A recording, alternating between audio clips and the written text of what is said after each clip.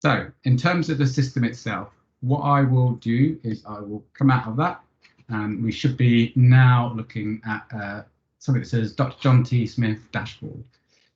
As I mentioned, I'm going to sort of break this down. So first and foremost, I'll do a bit of housekeeping around, how the system works. Then we'll look at a user journey. Then we'll look at the administration side. So just a few things off the bat. It is obviously cloud-based. It's optimized as well for different devices. So whether it's desktop, laptop, mobile phone, tablet, you can use the full system on any of those devices. So as long as you have an internet connection, you'll be able to get on. You'll notice on here, there are a number of different modules. Now, as I mentioned before, we've built modules and we have interoperability between them, and they all sit on this one platform, but we can switch them on and off as required. So if any organisation is just interested in job planning, that's all they would see. There's no confusion around appraisal and MSA. But what it does allow us to do is quickly switch areas on if trusts start to look and want to sort of build up as they go along. So we're on the demo site here, so it does have all of these modules on, but we can ignore most of them. In terms of the support side, whilst we're here, just to give you an indication that support is incredibly important to us, you'll notice we've got online videos, we've got help and feedback down in the bottom right hand corner. That's static. That means that people can give us feedback and they can look at sort of information about how the system works. We've got our live support online, which is our online chat system, which has been incredibly successful. We've got our user guides. So again, these relate to whichever modules you have.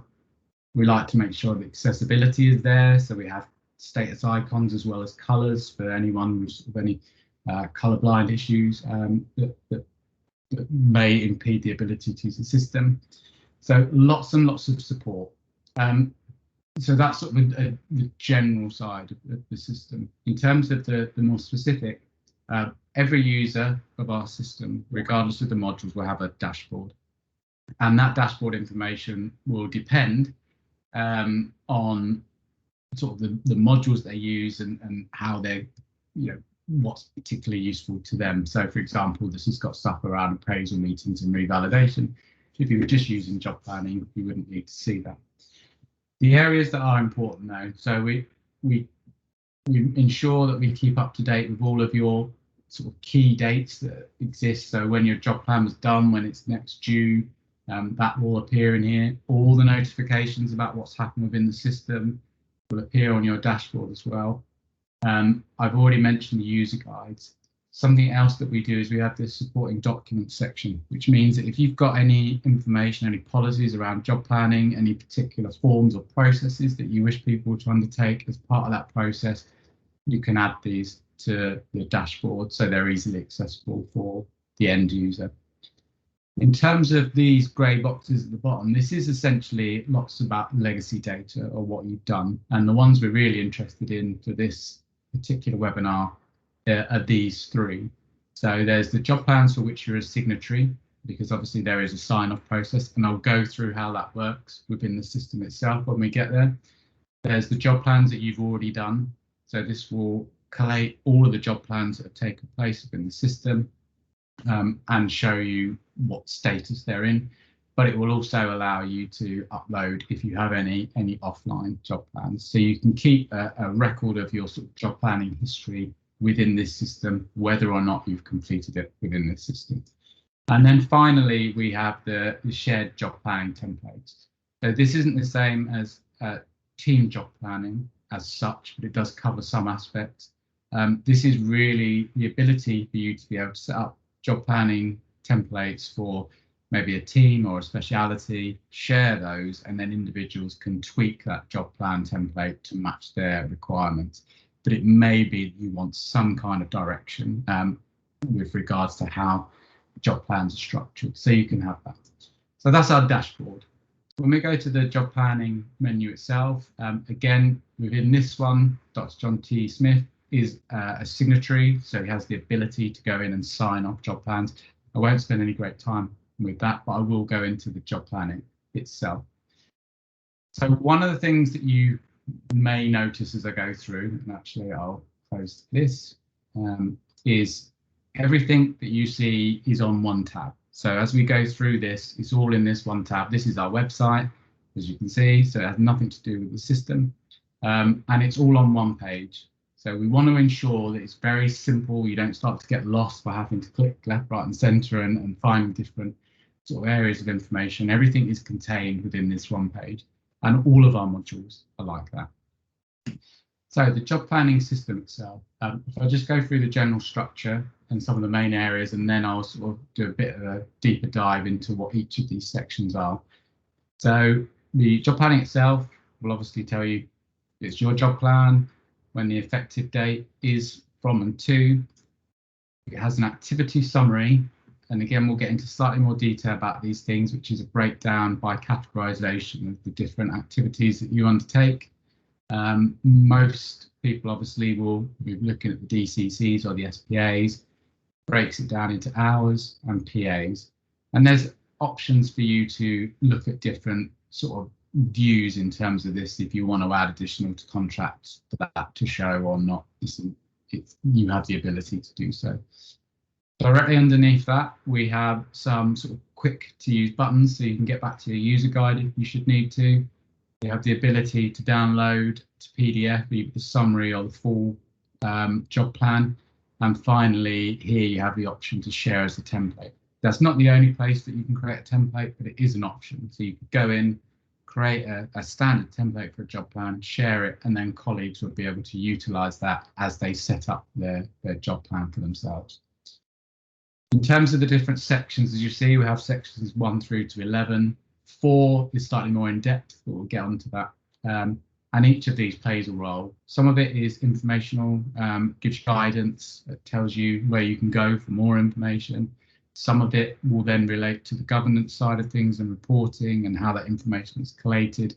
And some of it is obviously integral to building the job plan as you go through. As you'll see here in the top right, it says this is currently in draft.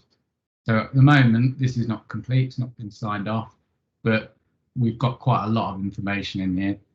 Too many hours and too many PAs. And what you may have noticed when I started up, it came up with a little sort of word bubble that said there is a discrepancy here in what you're contracted to do in terms of your PAs and what you've actually put within here.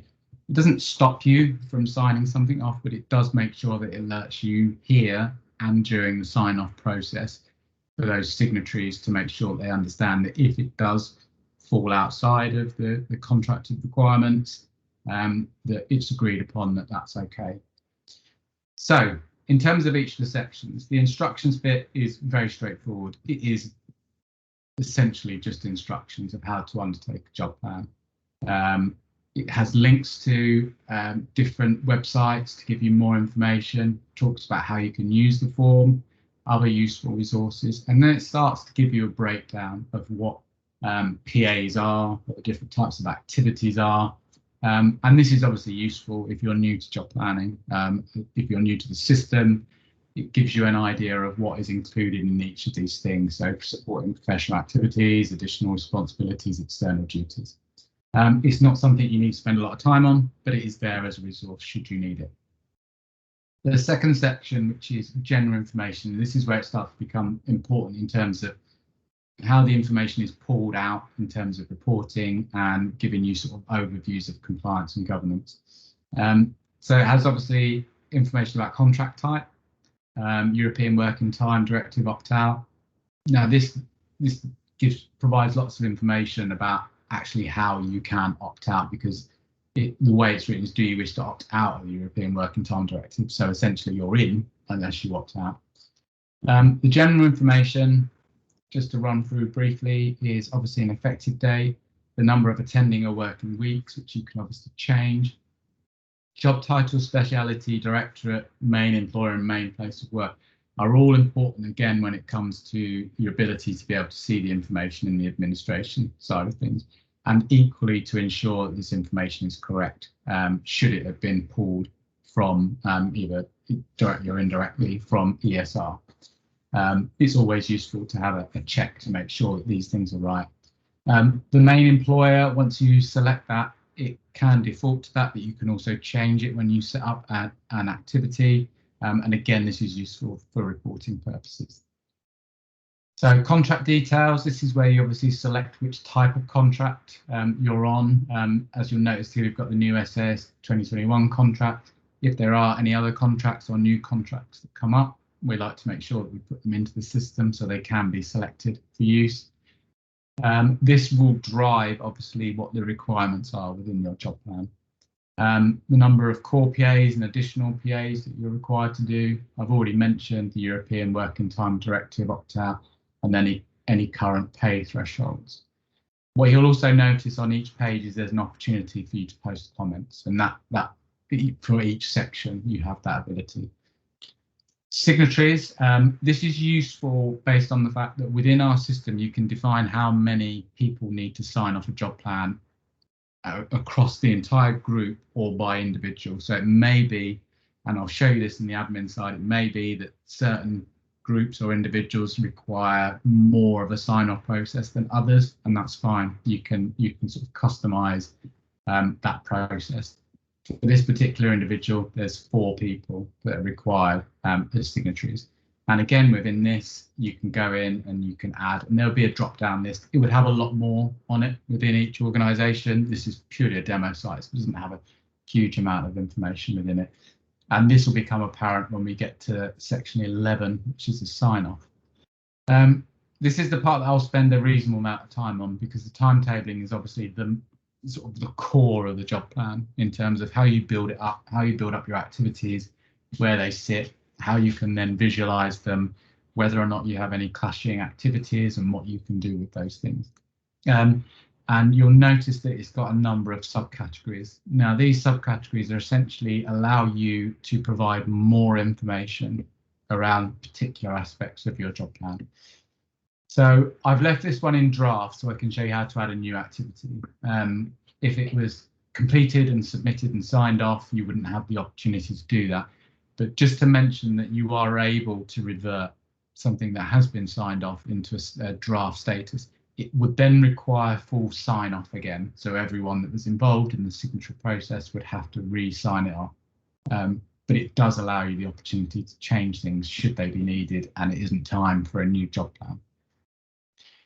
So there are a number of views within the timetable that you can see here and a number of tabs. So the first 3 tabs all operate in a similar vein, which is these are overviews of the typical things that you do in terms of activities on particular days. It isn't to suggest that this is what you would do next Monday. This is just these are the things that you have in your job plan over the entire sort of annual period that you would complete on those days at some point. And it will show you Monday, Tuesday, Wednesday, Thursday, Friday, and any flexible activities that you have. That's important, obviously, because it may be that you know you've got a certain amount of administration work that you need to do. There is no set time for you to do it, but you know you need to do an hour or 2 a week and you fit it in where you can. So you can add things as either scheduled or flexible as we go through. Within this, you can view on this particular tab by weekday. You can view it by category, so it breaks down all of your DCCs. And as you can see, as I hover over, it gives me more information. If I click on one of these, which I won't, it will take me back to the opportunity to see that in more detail, but we'll look at that under new activity. We also have a day breakdown. Again, this isn't what you do next Monday. This is what you do on a typical Monday. And this gives slightly more detail. So you can see here that this is supporting professional activity, the type, speciality and location. Again, there's drop down options for you to add this and they will match whatever your structures are. Any description that was added, when it's scheduled to take place. So this says weeklies on Mondays between 8 and 9, how many hours that is and how many PAs. So that's all calculated within the system. And you can see that there's a breakdown of a number of different categories from DCCs to private and any other areas that exist. And again, it shows you the flexible. The next one is an actual breakdown of all the PAs, so you can see them all quickly and easily. And so SPAs, DCCs, private, etc. And it gives you the hours per week, PAs per week, and any premium time that's added to that. The final view in here before we get to clashing activities is the calendar. Now this one is the one that tells you what you plan to do on a particular day. So you can see here, if I look at Monday the 3rd, it's not the same as Monday the 10th. We've got an appraiser meeting. We've got some direct clinical care at 12. We have the same direct clinical care at 1 o'clock on both, but something different on Monday. So this does give you the opportunity. When we designed this, we designed it on sort of international calendar standards. So if you're used to things like Outlook or Google Calendar, then you'd be used to this. The clashing activities is important. When you set up a new activity, it gives you the option to give it a tier as to what level of priority it is. It may be that an individual has a weekly clinic that takes place every Monday morning throughout the year, but then something very important comes up that happens maybe once or twice a year on that Monday morning, and they put that into their job planning. Job planning asks the question, which of these is the most important? If it's the extra event that takes place, it will then replace, if you ask it to, those particular activities on that day for that period and recalculate what that means in terms of the PAs and the hours that you've undertaken. And this really shows you which ones have been resolved, and in this case, which ones haven't. These all have been put in at the same tier, so it would be a decision to ensure that you pick the one that you want to be reflected in your actual calculations of PAs and hours. Others can still show, and they can show as 0 in terms of that, but it allows you to do that. So there is no sort of double counting or duplication of numbers, which will mean that this activity summary will be accurate. So that's your overviews. In terms of actually how you set up a new activity, it's very straightforward. So if I click on new activity, pops out a new window. And the things I just want to show you on this is actually, so we have the main category here, so I can select from any of these. You do have the ability to configure these if there's some different language or if there's something that doesn't exist here that you require, but most of these are generally accepted terms. So if I was to select direct clinical care, whichever category I select here will then lead me to a subcategory. And again, this is something that is configurable, so it would reflect whatever the subcategories are for your trust or organisation around direct clinical care. I'd be able to choose one of these. And again, when I choose that, it then gives me another list, which is around the specific activity. Now, these are really useful when you want to start breaking down data and you need to understand what your workforce are doing, where they're at, where they're spending their time. This gives you that level of sort of granular detail that you would require. So I'll just select anything from this one. The speciality that it's in, whether it's core, additional to contract, or an APA. Tags, you can add information around there. I don't think great, my colleagues may shake their heads, I'm not sure, but I don't think a great deal of people use this particular area because we have most of the information already gathered here. But is an option really sort of for metadata if you wanted to add anything.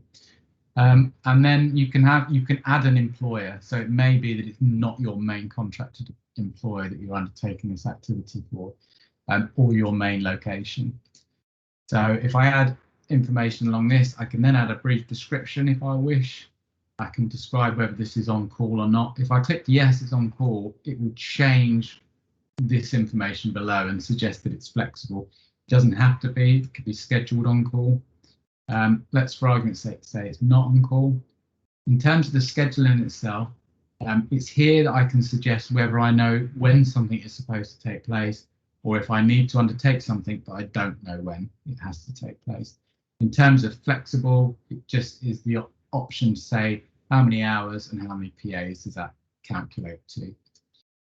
If it's scheduled, here's the opportunity for your clashing activities to say what priority an activity is, whether it's a higher priority or a lower priority, which is helpful when you get to the clashing activities and you need to decide. And then it's really a case of saying, when does this happen? Within this system, you have the option to say that it doesn't ever repeat, so it's a one-off event. It repeats daily, weekly, or monthly. Within each of these, you then have further options. So I'll show you one example.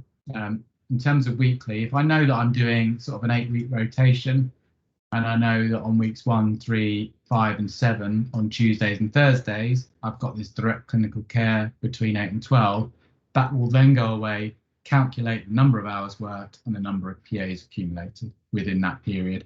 It will then put that into all of my overviews, whether it be the standard, this is what I do on a Tuesday and a Thursday, or this is what I do on that particular day on Tuesday or Thursday, as I showed you before.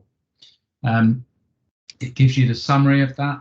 It also gives you the option in terms of whether it's premium or non-premium, whether you wish to or need to override anything within this, or whether there's any prospective cover. It also presents you with some advanced options. So I mentioned that this may be an 8-week rotation. I can tell it exactly when the 8-week rotation starts and when it stops. And it then allows me to build up sort of sections of job plans that reflects what I'm doing. If I was then to create that, which I won't because I'm already on 55 hours on here, it would then add to all of these. It would change the activity summary and it would add to the timetables we see behind. But in terms of time, I'm gonna move on. So once I've created my timetable, I then have the opportunity to go in and add more information. So, for example, I've said that I'm on call. Yes, I am. I can then put in the frequency of that, the agreed category of that, the on-call supplement, and an additional breakdown of frequency if that's required. If I'd added anything to do with supporting professional activities, it will be pulled through here, and then I can start adding notes about it. So it allows me under each of these sections, if there's something that's reflected within the timetable that I've built, I can start to add more information about it. So additional external, other agreements where you can attach any e-documents if you want to supplement that information. APAs and ATCs, again, you can attach e-documents, but it does always give you an idea of what this is about. So if you are new to job planning, it will give you an idea. Remember, there's the instructions as well. Moving on through, so from sections 5 to 11, are there any fee-paying services? And again, lots of information about what that means. Do you undertake any? Yes, and then it will start to provide you with different options in terms of to work your way through to then complete your job plan. Likewise, any private practice, when you select different areas on here, again, it then changes what the options are from that point onwards. Yes, I do. Is it a fixed commitment? And so on. So these are all checkboxes, gives you the opportunity to add any information that you need. Objectives. So within this system, it uses a smart mnemonic. As you can see here, it's broken down this one in terms of, if you want to put trust objectives, speciality objectives and personal objectives, you can.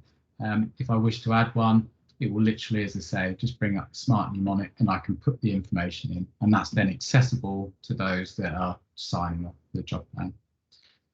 Do I need any supporting resources? Did a general discussion take place and did a meeting take place? And when did those things happen and what do I need? So as you can see, supporting resources, I can add information. What do I need to be able to undertake this job plan? And then finally on here, we have the sign-off process. So as I mentioned before, it came up with a little bubble that said that there was a discrepancy, but it also shows me here in red that there is a discrepancy within this. It does fall outside what your contract says you need to do. That does not stop the signatures from taking place. It just makes sure that people are well aware of what that situation is. So it breaks down some of the information in terms of core and APA. You can see there's no APAs in here, but contractually there's 2, so it may be a case that this needs to change. SS 2021 safeguard information now exists. That's a relatively new thing. And then the signatory process is all essentially online. So this would notify individuals that they needed to sign things off. It also gives you information about when things happen in terms of that signature process. And again, like with all of the sections, there is an opportunity to add comments. As I mentioned, when signed off completely, if something needs to change, you can revoke it. You can revoke those signatories, or you can return it to draft and you can make those changes. But as mentioned before, you will need to go in and re-sign off all the different areas. So that's because I need to get to do the admin side. I'll sort of leave it there. If you do have any questions about that, I will take them at the end. So what I'll do now is I'll just move through to the administration side. So for those of you that have used our system before, you'll be very familiar with the hot pink and purple admin page. For those of you who haven't, I'll just briefly talk through some of the structure of it. So when you arrive, it talks to you about all of the updates, the system updates that have taken place. And as you can see, we're relatively prolific in terms of updating the systems. Every site has their own tenant, so you don't have to accept all changes. It may be something that's very local to you that we've developed, and it will only show on your system. Background of this, so we have lots of information about the users within the system. So you've got good user management within this. I won't spend a great deal of time on this, but if I was to select a user, say Dr. Mary Berryman, it'll give me lots of information about their system use, including when they last signed in, how many signings they've actually had since they've started, and then just general information. But there's lots more that I can do, so there's lots of opportunity to put information in.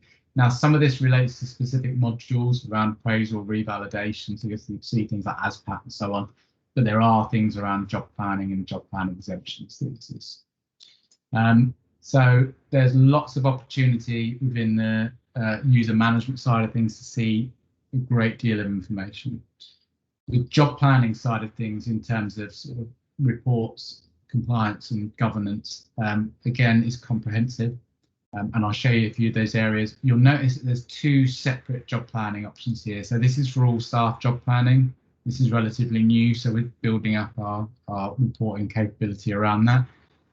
Whereas the job planning system itself has been in use for a very long time now, around about 8 years, I believe.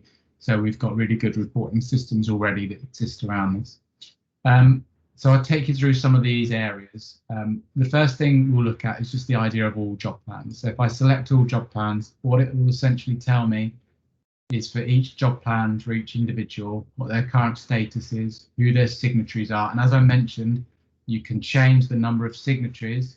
You'll notice they're all signed off by me. That's because I was, these are all demo sites, so they're not real people. But it does show you that you can differentiate between the sign-off process for individuals. This individual here has got 5 people that sign off. This has got 2. The minimum is the individual whose job plan it is, the job plan owner, and someone that is the signatory for that. Tells you when it's completed, effective, and then you can actually go in and look at the job plan. So that gives you an overview of the sort of each individual job plan, as it were. We also have these standard compliance reports. So this compliance report will tell me what the current compliance status across the organisation is for this demo trust that we're in. So you can see it's relatively good, 81.8%. There's 2.3% that are compliant but have an upcoming renewal, i.e. their effective date when it started to when it ends is about to end, and they need to renew their job plan. And in this case, there's some unknowns as well. But it shows me that actually 88.6 have started their job plan. Underneath that, it then gives me the opportunity to say, okay, well, all I want to know about is those people that are compliant but have an upcoming renewal. And it's this one individual here, and I can then go in and have a look and see more detail about the individual, or I can click on them and it provide me with more information. I also have the opportunity to email them. Now, this is additional to the internal sort of job plan notification emails that go out, which come out from the SARD system. This will open up in a email client, and I may be able to email them about a specific thing that I've found from looking at the information on the screen. It's by standard, all this information is then broken down, so I can do a compliance by directorate, and it gives me a sort of a visual chart. So I can see here it's in older people that we've got one that's coming up for renewal, and there's also in older people is the most where we don't have any data about individuals. I can then go into each of these. So if I wanted to go into anesthesiology, excuse the different types of names, but as I say, it's a demo site. So we do lots of different things. I can see the job plan leads are, I can see the job planning compliance, I can see a breakdown in terms of the program activities by category, and then I can see all the information about those individuals that exist and a further breakdown under each one, under each of those categories, and what those totals are. So there's lots of opportunity to break down information in this. Again, I won't go through all of them, but let's say speciality, for example. So again, it breaks the information down by speciality. Once I go into that, again, I can drill that information down further and see the breakdowns and the individuals involved. Also, in terms of reporting side of things, we have job plan and category stats. So I can see here again breakdowns by individuals, number of medics, completed online job plans, total weekly PAs. Again, I haven't got time to go through every single part of this, but as you can see, it allows you to break the information down and to see information in lots of different ways.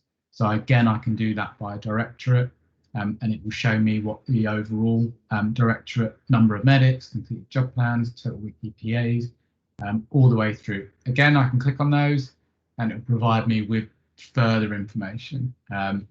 So every report that we have on our system has the ability for you to drill down further from sort of like the top level, or something that's already been split down, but you can still then drill down further to the individual level. We'll have something around job plan sign-off stats. So this will give you an idea of by directorate in this case, the one I've clicked on. So there's again number of medics, number of job plans, how many are in draft, how many are completed, and then it will show me the tier 1, 2, and 3 sign off. So I get an idea of what needs to be done and by who. If I click on it for more detail, you'll see here in this particular case it's not been submitted. There isn't a tier 2 sign off, but with Jamie Johns you can see all signed off, tier 1 and tier 2. So again, and that can be broken down as well.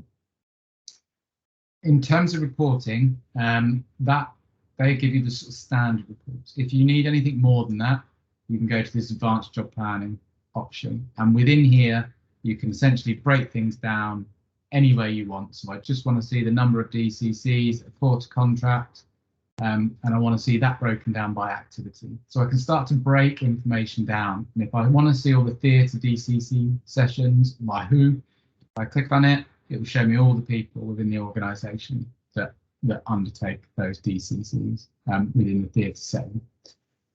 I can break this down by anything that I want, whether it's scheduled versus flexible, it doesn't matter. Lots of opportunities. I can look at it in terms of PA or hours, because we can mix both medical and job planning for all data here. I can then say, actually, I only want to look at that under one directorate. So this gives you a huge amount of opportunity to break information down further and further and further, and to provide you with really good information. I could do it for the draft submitted complete, for medical, for non-medical over a certain period. And I can also, within this, download it as a chart if I need to hand it to someone to show them, or I can export all of the data that I need here into CSV if I require any further information. A couple of other bits, because I know we're relatively pressed for time. There's a lot to talk about in job planning. So there are things I can do around activity categorizations and locations, so you can customize those to ensure that they match the language and requirement within the trust. Job plan reminders is useful as well. So just a note on this, you can actually change the frequency and the content of the notifications that go out around job planning. It may be that you've got some exemptions. You need to make sure that that information is recorded and you understand why people haven't done their job plans. And then finally on this, well, a couple of last bits, sorry. The job plan template, I mentioned that you could create one and then you could share it. You can create a template here. There you go. It didn't change quick enough. So you can create a template here that can then be shared with colleagues to build up. There's opportunities also here to do job planning management. Again, I won't get into too much detail in here, but it's just really about how does job planning work within your organisation, and how do you want it to work based on these particular areas within the system. And then finally on this bit, you can take all of the activity data out via CSV, But equally, we have this thing called Job Planning Department of Health reports where you can run the information through. As you can see, we run quite a lot of these in terms of demo side of things. So that I will try and break there because I'd like at least 5 minutes for questions. The last couple of things I just wanted to mention is that this, as I previously said, will take you to level 2 in terms of individual job planning here. What we've also got on top of that, and we're actually, I think our next webinar is on it, which is called Merfin Plus, which is about how you take job planning data out of the job planning system and how you can utilize that data and compare it to sort of patient contacts that are pulled from other sort of patient systems within the trust to start to look at what people are saying they're doing in their job plans, what's actually happening on the ground, and how that relates. Now, it doesn't give all the answers, but it does start to raise some very important conversations about differences and outliers in terms of job plan, people that put more direct clinical care and less, because understanding how to use your resource, you need to understand what the resource does. So that will also build into these level of attainments. And the other area that we're working on at the moment, where work has started, is we've built or started to build a team job planning system. Now that will sit over the top of this system, and it will look at various things and sort of provide gap analysis on things like contingency spend, making sure tariffs around administration are the same across the board. Its aim is to ensure that you can get beyond level 3, and it will cover all these aspects, and we've got some wonderful people working on it with us that have got huge amounts of experience in this field, and then with those sort of areas in place, all the way from the individual job planning to the team job planning, it's then level 4 is within reach. So that that gives you an idea of where we're going, and we are going to have, as I say, I think it's the 2nd of December, we've got a Merfin Plus webinar. So if you're interested in finding out how that works in relation to this, then please come along. And at some point in the future, we will have a team job planning webinar. And again, people that are here probably will find it useful to come back to that as well. So because we're running out of time, what I'd like to do now is take the opportunity for people to ask some questions if they have any. I almost pressed hang up instead of stop sharing, then that would have been devastating. So, yes, so is there any questions? Has anyone got any questions about what we've seen or heard about? Thanks, Phil. It's great, man. No worries. So I learned a lot and I built some of it. There you go. There you go. So we've got a hand up. Imran. Good. Hello. Good. Can you hear me? Yeah, we can hear you, Imran. I really enjoyed that presentation. I love the functionality and the different color schemes you can see on the screen. So what was occurring for me is to somehow, and this often gets lost in NHS organizations, is to somehow link the trust strategy of what it is we're trying to achieve or do. So that's top level, which the board agrees, and it's kind of cascaded down to teams and staff, to try and link that through into this job planning processes. So each employee can see exactly, and I think I saw something on the admin side where you got objectives, to linking these objectives to strategies, say we've got it there. So what's going through my mind is each employee can see exactly, well, how do I fit in to whatever it is that my trust is doing or trying to achieve? And, you know, what is my performance? Where am I? And the other thing for me would be trying to link in, I don't know the feasibility, but is supervision. So typically for me, I have monthly supervision. Yeah. In terms of how am I doing, you know, what things are causing me issues and what things are working, to try and record that into a system somewhere, so that it's all around trying to improve each individual person and the team as well in terms of how it's functioning. And then at the end of that, obviously for all of us, it's the care for the patient or the service user. And this, I think, is really important stuff. So thank you. Good. Thank you. I mean, just on that, we do have a trust that uses our Foundry system actually for supervision, and I'd happily talk you and any other interested parties through what that looks like. And we do have sort of work in the pipeline, as it were, to pull Foundry, which is a separate platform that we developed into the sort of SARD main system. So they already actually undertake that sort of supervision process through that. But yeah, 100%. And with the new modules that we're presenting, it is that whole organisational approach to your workforce resource, down to people understanding what part they play in that and being able to get good information out to ensure that things are working well. I mean, there's lots of other context that you have to put around these things. It's not always just as straightforward as that, but that's what we're building towards. So thank you, Imran. I mean, we've got a couple of other hands up. I can't see names, unfortunately, on my screen. I don't know if anyone else can. Have you got any plans to Oh, build... is that Louise? Sorry. Hi, Louise. Sorry, Phil. Hi. Have you got any plans to build a hot week solution?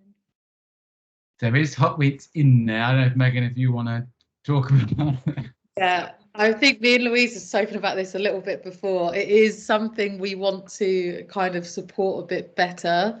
It is in the pipeline as such. It's just working out the best way to record it, whether it's an overlay on top of the original job planning system, or if we kind of change how our job planning system records them at the moment. So it's something that's kind of in the pipeline. It's definitely on my brain and something that I'd like to work on. It's just working out the best way to deliver that at the moment.